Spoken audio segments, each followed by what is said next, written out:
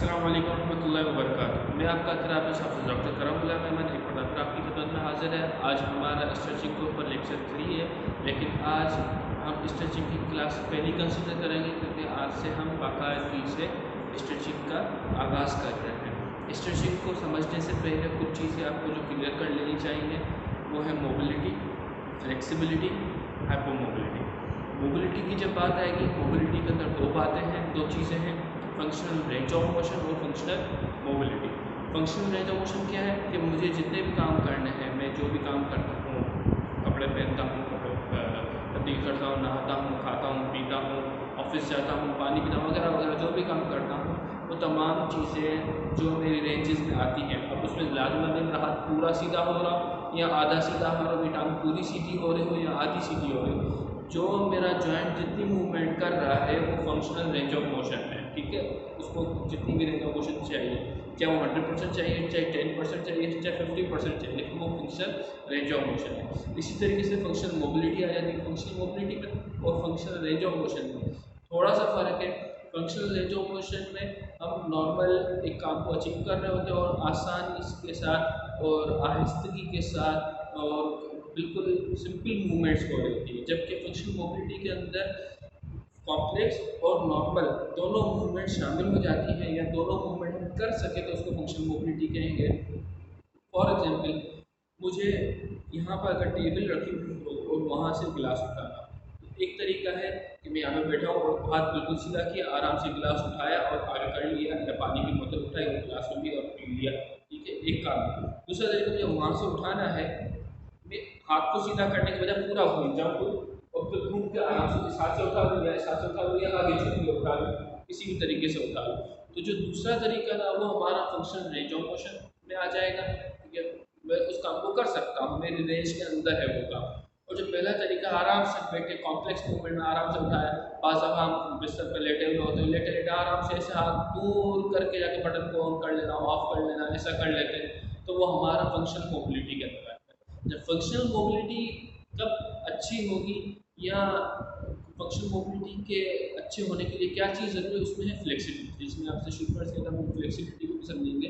Flexibility क्या है कि जो मूवमेंट में परफॉर्म करना चाह रहा हूँ, उस मूवमेंट को परफॉर्म करने के लिए जितने जॉइंट्स काम में आ रहे हैं, इस तरीके की अभी आपसे एग्जाम्पल दी कि मुझे बोतल पानी की उठानी है या पानी उठाना है, गिलास उठाना है, कोई भी ऐसी चीज़ उठानी है। अब इसमें मेरा शोल्डर यूज़ हुआ, एल्बो यूज़ हुआ, रिस्ट जॉइंट यूज़ हुआ, मेटाकार्पोफिलेंजियल जॉइंट यूज़ हुए, इंटरफेरेंजियल जॉइंट यूज़ हुए, जितने भी ये जॉइंट्स यूज़ हुए, उन तमाम के तमाम जॉइंट्स के आगे पीछे जितने स्ट्रक्चर्स हैं, ठीक है, चाहे वो मसल्स हैं, टेंडन्स हैं, आर्टरीज हैं, कैप्सूल है, लिगामेंट्स हैं, जितनी भी चीज़ें हैं, तमाम की तमाम चीज़ें उस काम को करने के अंदर कोई रुकावट ना डालें।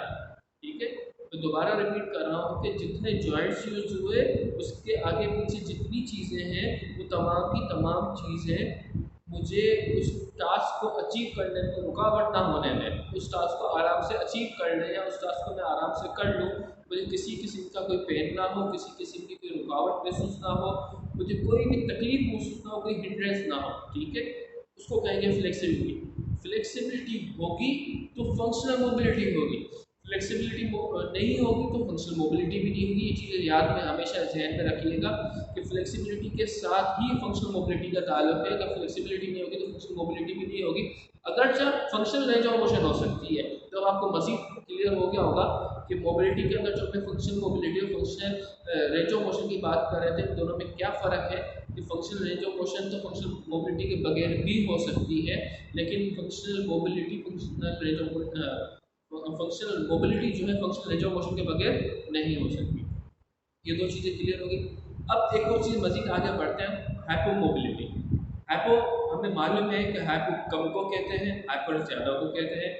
हाइपो मोबिलिटी के जो नॉर्मल मोबिलिटी है उसका कम होना या उसका ना होना, दोनों बातें हो सकती हैं, कम होना या ना होना।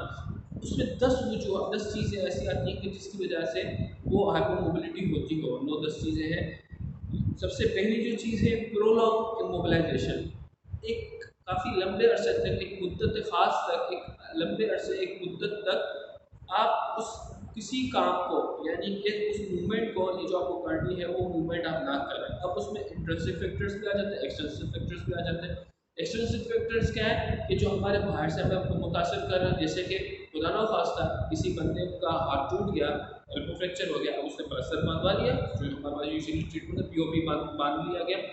पीओपी बांधने की वजह से अब वो मूवमेंट करना चाहे तो भी नहीं कर सकता। तो ये जो फैक्टर हुआ ये एक्सटर्नल फैक्टर हुआ कि वो खुद से अंदर से तो उसकी बॉडी के अंदर का कोई मसला नहीं, बल्कि बाहर से उसको कुछ चीज़ ने रोक दिया गया। अगर इसी मिसाल को थोड़ा सा हल्का ले लें, एक्सीडेंट हुआ, चोट लगी लेकिन कोई हड्डी टूटी नहीं, पीओपी नहीं बांधा, लेकिन उसको दर्द है, ठीक है, इस दर्द की वजह से वो मूवमेंट नहीं कर रहा। अब वो जब वो मूवमेंट नहीं कर रहा तो हाइपोमोबिलिटी हो जाएगी। काफ़ी अर्से तो उससे मूवमेंट नहीं की तो हाइपोमोबिलिटी हो जाएगी। इसी तरीके से हमने लास्ट वाली वीडियो आपको देखी होगी जो कॉन्ट्राइंडिकेशन वाली आई बटन में आपके पास आ जाएगी, कि उसमें हमने ये बात सुनी थी कि बॉनी ब्लॉक आ जाए तो हम उसमें स्ट्रेचिंग नहीं करते, कॉन्ट्राइंडिकेटेड है।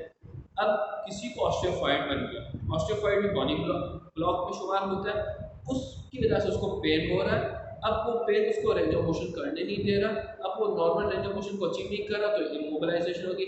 अब किसी पेशेंट को नी के अंदर ऑस्टियोफाइड हुआ और 8-10 साल तक उसने उसी तकलीफ के साथ, कम रेंज ऑफ मोशन के साथ वक्त गुजार लिया। अब बाजार तो उसने वक्त गुजार लिया, लेकिन जो फंक्शन मोबिलिटी होगी अब हाइपोमोबिलिटी हो जाएगी। हाइपोमोबिलिटी की वजह से और भी बहुत सारे प्रॉब्लम होंगे, तो उसको ट्रीटमेंट और लंबा सारा केसेस चलेगा। तो प्रोलॉन्ग इमोबिलाइजेशन होगी, उसके 2-3 वजूहत थी, उस वजह से हाइपोमोबिलिटी हो सकती है। उससे सबसे मेन वजह जो आजकल के ज़माने में हाइपोमोबिलिटी है, सेडेंटरी लाइफस्टाइल। हमारी नौजवान नस्ल का सबसे बड़ा मसला सेडेंटरी लाइफस्टाइल। उनको कोई काम मेहनत से नहीं करना, बस बैठे बैठे सब काम हो जाए, आड़ा चढ़ा पोस्टर रखना है, बाइक इस्तेमाल करनी है, कार इस्तेमाल करनी है, एक्टिव नहीं रहना, एक्टिविटीज़ नहीं करनी, स्पोर्ट्स में पार्टिसिपेट नहीं करना। अक्सर का ये तबका, ऐसे नहीं कि सारे के सारे ऐसे, कुछ लोग अच्छे भी हैं स्पोर्ट्स में पार्टिसिपेट करते हैं, एक्टिविटी करते हैं, लेकिन अक्सर का ये मसला सेडेंटरी लाइफस्टाइल, उसके वजह से हाइपोमोबिलिटी होती है और फिर वही तमाम प्रॉब्लम होती है। ठीक है, तीसरा बड़ा मसला postural malalignment. Postural malalignment 2-3 वजूहत के साथ हो सकती है, वो भी हाइपोमोबिलिटी भी कॉज कराती है, और पोस्चरल मेल अलाइनमेंट वो चीज़ें भी कॉज कराती है, जैसे कि मसल इम्बैलेंस हो गया, मसल वीकनेस हो गई। मसल वीकनेस और मसल इम्बैलेंस और पोस्चरल मेल अलाइनमेंट तीनों आपस में इंटरलिंक है।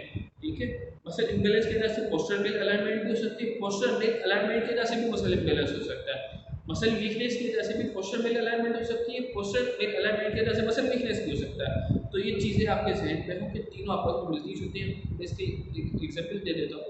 हम खुद ऐसे केसेस को डील करते हैं। हमारे पास अकाउंटेंट्स जब आते हैं, सारा दिन कंप्यूटर पे काम करना है, खाता बनाना है, रजिस्टर पे करना है, उनके जो कंधे हैं वो इस तरीके से झुके हुए होते हैं। ठीक है, ऐसे बैठने की वजह से, ऐसे काम करने की वजह से गर्दन इस तरीके की झुकी हुई होती है। ठीक है, अब उसकी वजह से क्या होता है, जो हमारा पेट्रोलिस है वो शॉर्टनिंग में चला गया, कॉन्ट्रेक्शन में चला गया। अगर हम पोस्चरल मेल अलाइनमेंट की बात सिर्फ इस हद तक रखें तो हमारा पोस्चर खराब हो रहा है, मेल अलाइनमेंट हो रहा है, राउंडेड शोल्डर की तरफ जा रहा है, ये प्रॉब्लम हो गया। अगर हम पोस्चर मेल अलाइनमेंट को कंसीडर ना करें, हम ये कहें कि मसल इम्बैलेंस भी हो सकता है, तो बिल्कुल मसल इम्बैलेंस भी है। ये जो मसल टोन थी पेट्रोलिस की, ये बढ़ गई, और जो हमारा पीछे ट्रेपेजियस है, रोम्बॉइड्स हैं, जो हमारे रिट्रैक्शन कराते हैं, पोस्चर को सेट रखते हैं, शोल्डर को सीधा रखते हैं, उसका इम्बैलेंस हुआ। इसी वजह से दूसरी तरफ जो है मसल जो है टाइट चला गया। इसी तरीके से मसल वीकनेस भी शुमार कर सकते हैं कि हमारा ट्रेपेजियस जो है वो मसल वीक हो गया हो, ट्रेपेजियस मसल है, रोम्बॉइड्स मसल है, वो हमारे वीक हो गए हो। इसकी वजह से पेट्रोलिस जो है नॉर्मल टोन में, नॉर्मल टोन ऐसा नहीं कि उसकी एक्सेसिव टोन थी या ज़्यादा उसकी क्या कहते हैं कि पावर बढ़ गई थी, इस वजह से प्रॉब्लम, नॉर्मल टोन में होने की वजह से, लेकिन वो वीक हो गया तो इस वजह से वापस में मिल जाएंगे। इसी तरीके से हमारा कोई न्यूरोमस्कुलर डिसऑर्डर हो गया, स्ट्रोक है, कोई प्रॉब्लम है, ड्रॉप है, ऐसी बहुत सारी प्रॉब्लम हो सकती है, उसमें भी हमारा हाइपोमोबिलिटी हो जाती है। कोई टिश्यू ट्रॉमा हो गया, कोई एक्सीडेंट हो गया, कोई टिश्यू इंजरी हो गई, उसमें हमारा हाइपोमोबिलिटी हो सकती है। कोई कंजेनिटल डिफॉर्मिटी है, अपना फिलेट फुट हो गया, या फिलेट फुट में तो ज़्यादा हाइपोमोबिलिटी नहीं होती, लेकिन जो क्लब फुट होता है उसमें हाइपोमोबिलिटी होती है। इस तरीके से कंजेनिटल डिफॉर्मिटी और भी बहुत ज़्यादा हो सकती है। या फिर अक्वायर्ड डिफॉर्मिटी, अक्वायर्ड डिफॉर्मिटी क्या है, शुगर है, खुदा न खास्ता किसी को पाँव काट दिया गया, खुदा न खास्ता किसके एक्सीडेंट हो गया, पटेला रिमूव कर दिया गया। अब ये अक्वायर्ड डिफॉर्मिटी भी, कंजेनिटल नहीं थी, इसने अक्वायर्ड किया इस चीज़ को, अब ये डिफॉर्मिटी हो गई। अब ये डिफॉर्मिटी भी हाइपोमोबिलिटी कॉज कराएगी। अलगर्ज तमाम बातों का खुलासा ये है कि कोई भी ऐसी बात, कोई भी ऐसा काम जो मोबिलिटी को कम कर दे, मोबिलिटी को रोक दे, मोबिलिटी को ख़त्म कर दे, वो चीज़ हमारी हाइपोमोबिलिटी शुमार करेगी। उस मोबिलिटी को रोकना, हाइपोमोबिलिटी शुरू में बदलता है कम और मोबिलिटी बढ़ना। इसलिए ये सारी 8-10 चीज़ें लिखी हुई है आपकी किताबों में। मेरे कहा आपकी खिदमत में अर्ज़ कर दूँ, तमाम चीज़ें हमें मालूम होना चाहिए। इन चीज़ों की हाइपोमोबिलिटी और सबका हल किसी न किसी दर्जे में स्ट्रेचिंग ही होता है। और स्ट्रेचिंग के या हम यूँ कह सकते हैं कि 100% स्ट्रेचिंग इसका हल ना हो तो स्ट्रेचिंग इसकी ट्रीटमेंट में ज़रूर शामिल होगा। तो ये चीज़ें थी स्ट्रेचिंग से पहले की जो चीज़ हमें जहन में होनी चाहिए थी, क्योंकि जब हम स्ट्रेचिंग की बात करेंगे तो मोबिलिटी का नाम लेंगे, फ्लेक्सिबिलिटी का नाम लेंगे, हाइपोमोबिलिटी का नाम लेंगे। आपको जहन में मालूम होना चाहिए ये चीज़ें क्या हैं, इनके बारे में हमें मालूम होना चाहिए। अब आते हैं हम स्ट्रेचिंग की डेफिनेशन के ऊपर। स्ट्रेचिंग जो है एक जनरल टर्म है। अगर हम फिजियोथेरेपी के बारे से देखें तो ये एक थेरापेटिक मैन्यूवर है। आपके किसी कॉलेज में लिखता है कि एक थेरापेटिक मैन्यूवर है और उसको डिज़ाइन किया गया है कि सॉफ्ट टिश्यू की एक्सटेंसिबिलिटी को बढ़ाना। एक्सटेंसिबिलिटी यानी कि फ्लेक्सिबिलिटी, ठीक है, एक्सटेंसिबिलिटी को बढ़ाना। तो उसका फ़ायदा क्या होगा, हमें फ्लेक्सिबिलिटी मिलेगी, मसल जो स्ट्रक्चर है उनकी लेंथनिंग मिलेगी, और जो वो एक खास मुद्दत तक हाइपोमोबाइल है, हाइपोमोबिलिटी वही बात रिपीट होगी, हाइपोमोबाइल है, उसकी वजह से वो शॉर्टनिंग में चले गए, जो उसने शॉर्टनिंग अडॉप्ट कर ली उसको वो ट्रीट कर लेगी। ये स्ट्रेचिंग की डेफिनेशन है। अगर इंग्लिश में इसको पढ़ेंगे, stretching is a general term used to describe any therapeutic manoeuvre designed to increase the extensibility of soft tissue, thereby improving flexibility by elongating, lengthening structure that have adaptively shortening and have become hypomobile over time। ठीक है, तो ये हम English में उसको मैंने खुलासा उर्दू में अर्ज किया था। अब स्ट्रेचिंग की डेफिनेशन हो गई, स्ट्रेचिंग किन किन चीज़ों में होती है, हल्का फुल्का ओवरव्यू दे दिया उसका।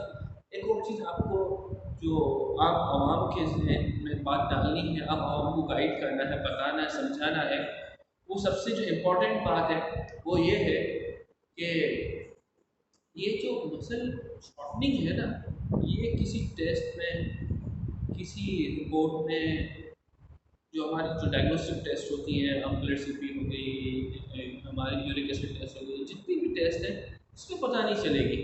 अब ये खुशकिस्मती के हैं या बदकिस्मती के हैं। खुशकिस्मती इस एतबार से कि थेरापिस्ट को असिस्ट करने के लिए किसी टेस्ट की ज़रूरत नहीं, पेशेंट का खर्चा करने की ज़रूरत नहीं, क्योंकि हम पहले भी अर्ज कर चुके हैं, हम मेमन आदमी, हम मेमनी नुस्खा बताते हैं, हम कहते हैं कि मरीज़ का कम से कम खर्चा।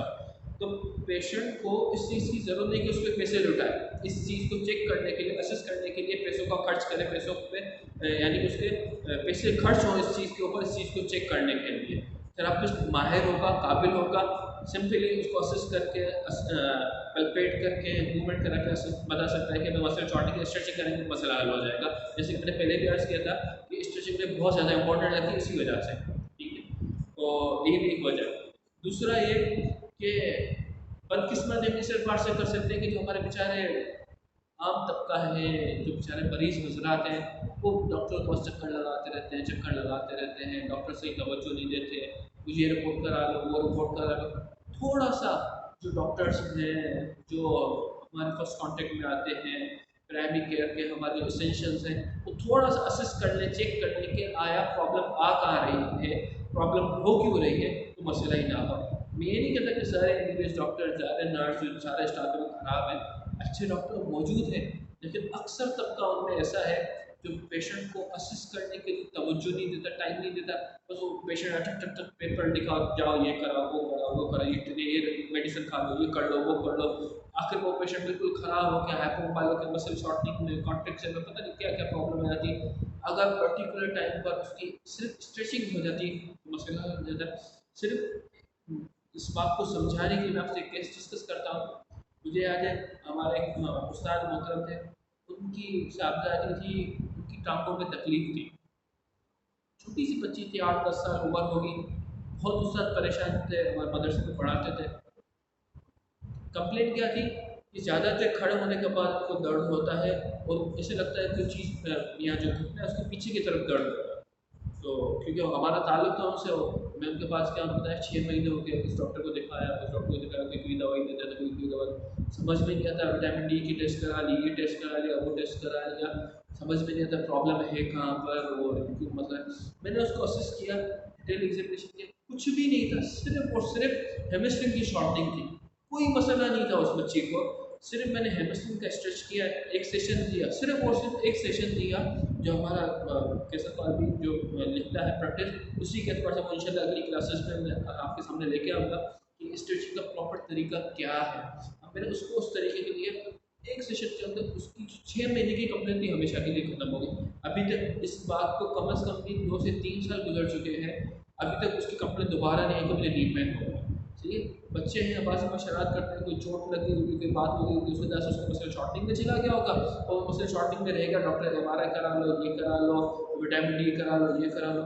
मैं ये नहीं कहता कि इन चीज़ों की ज़रूरत नहीं है, हमारा बहुत ज़्यादा अफेक्टेड होती है, इफेक्टिव है, हमें फ़ायदा देती है, हमें चेक करने में, हमें असेसमेंट में हेल्प देती है, लेकिन physical examination, systemic evaluation, systemic examination भी बहुत ज़्यादा ज़रूरी है। इस वजह से मैंने यही अर्ज़ किया था कि जो मैं चाहता हूँ जितना लोग डीप में से उतना सीख नहीं पाते, तो इस वजह से मैं चीज़ सिखाना चाह रहा हूँ। इंशाल्लाह उम्मीद है जो थेरापिस्ट है या जो और लोग इन चीज़ों की तरफ तवज्जो देना चाह रहे हैं, इन चीज़ों को समझेंगे, इस चीज़ की अहमियत को समझेंगे, इस चीज़ को सीखेंगे और फिर पेशेंट को ज़्यादा से ज़्यादा फ़ायदा देंगे। जो पेशेंट हज़रात इस चीज़ को सुनेंगे तो वो भी एक मरतबा सोचेंगे कि यार हम इतनी टेस्ट और इतनी रिपोर्ट कराने के बजाय किसी एक अच्छे थेरापिस्ट को दिखा दें, वो चेक कर ले, वो इवेल्युएट कर ले, वो असेस कर ले कि आया सिंपल कोई मस्कुलर प्रॉब्लम है, सिंपल कोई ये जॉइंट प्रॉब्लम तो नहीं जिसको 1-2 सेशन में ठीक किया जा सकता हो, ताकि हमें मज़ीद खर्चे और दवाइयों से और MRI से इन चीज़ों से बचत। तो दवाइयों के कितने नुकसान हैं, हम तमाम चीज़ें पढ़ते हैं, लेकिन फिर भी हम इन चीज़ों को यूज़ करते हैं। अल्लाह ऐसा हिफाजत फरमाए। तो इंशाल्लाह मज़ीद आगे इसकी क्लासेस को आगे लेके चलेंगे। तब तक के लिए इजाज़त दीजिए। मैं आपका थेरापिस्ट डॉक्टर करम। अस्सलाम वालेकुम रहमतुल्लाहि व बरकातहू।